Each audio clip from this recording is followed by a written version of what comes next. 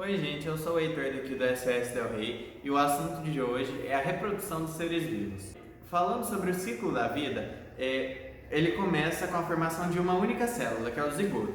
O zigoto, ele pode ou se desenvolver, crescer, se desenvolver e ficar somente ele, que ele vai formar um ser unicelular, ou então ele pode dar origem a outras células, que vai formar um ser pluricelular. O ser pluricelular, quando ele começa a desenvolver outras células, ele forma um embrião. Quando o embrião está pronto para nascer, ele nasce ou da mãe ou de um ovo. Depois do nascimento, ele passa pela fase juvenil, que é a fase de amadurecimento, é a fase que ele vai desenvolver, e aí na fase adulta é quando ele tem capacidade reprodutiva. E aí tem alguns animais que tem que passar por mudanças drásticas da fase juvenil para a fase adulta, que essa mudança drástica é chamada de metamorfose. Depois da fase adulta, ele passa pelo envelhecimento, que é quando ele perde a capacidade reprodutiva, e aí ele fica no envelhecimento até morrer. Reprodução assexuada tem 4 tipos: a divisão binária, cisparidade, fissão binária ou bipartição, que é tudo a mesma coisa, que é basicamente quando uma célula, seres unicelulares somente, ela vai duplicar tudo que ela tem e vai dividir em dois, formando 2 indivíduos. Tem a fragmentação, que é basicamente quando algum animal perde um pedaço do corpo e aí daquele pedaço surge um indivíduo novo com as mesmas características genéticas, porém vão ter agora 2 indivíduos. O tratamento, que é basicamente quando o filho começa a nascer do corpo da mãe e aí depois ele pode ou não se separar. E tem a partenogênese, que é basicamente quando há necessidade, o ser vai usar um gameta só, ou seja, o ser vai ter só metade do material genético, e aí aquele gameta vai se desenvolver e vai se tornar um indivíduo. Reprodução sexuada. A reprodução sexuada, ela tem gametas, o masculino e o feminino, que quando eles são juntos, eles formam um zigoto da espécie. Os gametas têm metade do material genético que é necessário, então quando eles se juntam, eles formam um zigoto que é daquela espécie, né? Tem material genético completo. E tem seres que produzem o gameta masculino e o feminino, que são chamados de seres hermafroditas. Nos animais, o gameta feminino é chamado de ovócito. Ele é muito maior que o espermatozoide, que é o gameta feminino, e ele é imóvel. O espermatozoide já consegue se mexer porque ele tem um flagelo, que é basicamente um rabinho, uma cauda. Nas plantas, o gameta feminino é chamado de oosfera, mesma coisa, ele é imóvel. E aí tem o anterozoide, que é o gameta masculino, que nas briófitas e pteridófitas ele tem um flagelo que ele usa para nadar até a oosfera, por causa que eles se reproduzem com a ajuda da água. Nas gimnospermas e angiospermas, os gametas estão contidos nos grãos de pólen, que são transportados por animais, vento, água ou pelos seres humanos. A fecundação. Basicamente, acontece a fecundação quando os gametas se encontram, e aí eles formam o zigoto. Quando a fecundação é de gametas vindos de 2 indivíduos diferentes, é chamada de fecundação cruzada. Quando os 2 gametas vêm de um ser hermafrodita, que é o que tem os 2, basicamente, é chamada autofecundação. Em alguns animais, os gametas são liberados em ambiente aquático, onde eles vão se encontrar aleatoriamente. São chamados de comportamentos de corte, os comportamentos usados pelos machos para atrair as parceiras. E aí tem 2 tipos de fecundação, a interna e a externa, que é basicamente a que se dá dentro do corpo da mãe e a que se dá fora do corpo da mãe. A respeito do desenvolvimento, basicamente o encontro de gametas gera o zigoto. O zigoto vai se dividir e formar novas células, e essas células vão se diferenciar, gerando especialização. Essas células vão constituir os primeiros tecidos e órgãos, daí vem a especialização, e durante esse processo o ser é chamado de embrião. Nas briófitas, as plantas briófitas, né, o embrião fica sobre a mãe, e aí os nutrientes que ele recebe vêm dela. Nas plantas com sementes, que são as angiospermas e gimnospermas, o embrião está lá dentro da semente, e a própria semente tem os nutrientes. Depois da planta germinar e se tornar um indivíduo, ela começa a produzir seu próprio alimento com a ajuda da luz do sol, que é a chamada fotossíntese.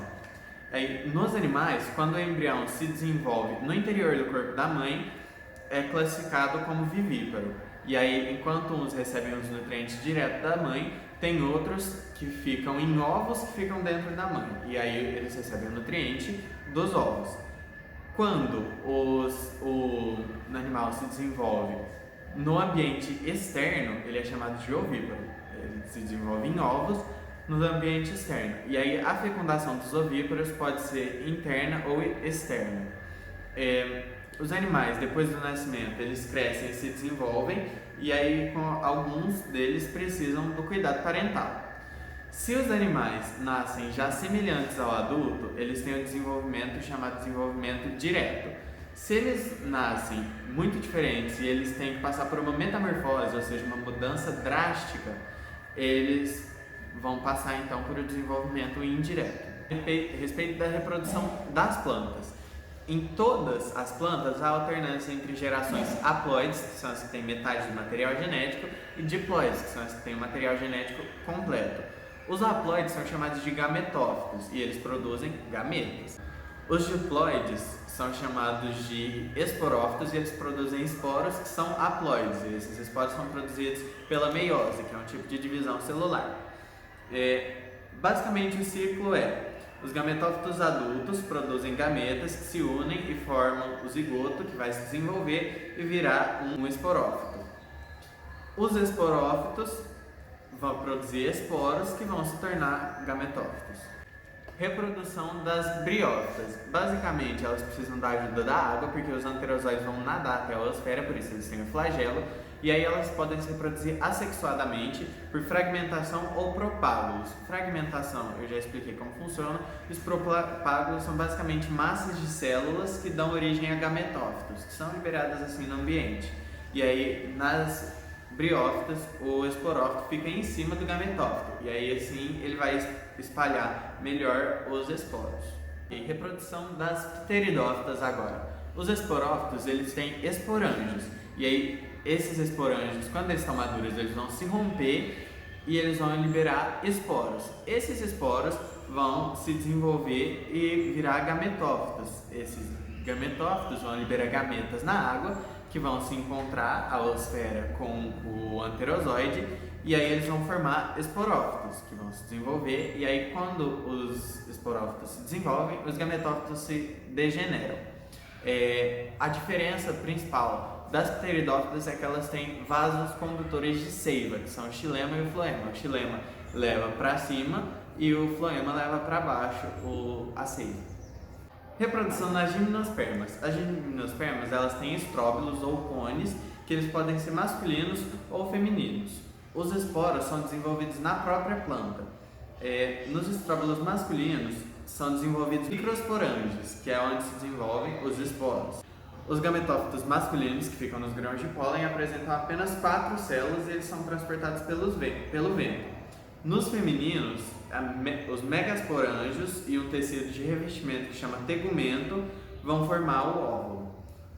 Há uma abertura para que os gametas masculinos entrem, e aí só depois da polinização que os esporos se desenvolvem no óvulo. São formados só 4 gametófitos, e desses 4, um vai virar oosfera. O que diferencia também as gimnospermas é a presença de sementes, que é basicamente o óvulo fecundado desenvolvido, e elas também podem realizar a reprodução assexuada através da propagação vegetativa, que é basicamente uma fragmentação. Reprodução nas angiospermas. Elas têm flores, que são novidade também, que atraem animais que vão carregar o pólen, que vai favorecer a reprodução. E aí elas também vão ter frutos que vão favorecer a dispersão das sementes, porque os animais vão querer comer e vão acabar dispersando as sementes no ambiente. Nas angiospermas tem uma dupla fecundação, e aí é basicamente porque vão 2 anterozoides. Um vai fecundar a oosfera e vai formar o indivíduo, e um vai fecundar 2 gametas femininos que vai formar um endosperma, que é basicamente onde fica o nutriente para a planta, para o embrião. E aí esse endosperma ele é triploide, né? E as angiospermas também podem se reproduzir através dessa propagação vegetativa. Muito obrigado por ter assistido até aqui, espero que vocês tenham entendido. Vejo vocês na próxima, e observação, se vocês quiserem testar seus conhecimentos, vai ter um link para as questões aqui embaixo. Até aí, vejo vocês na próxima.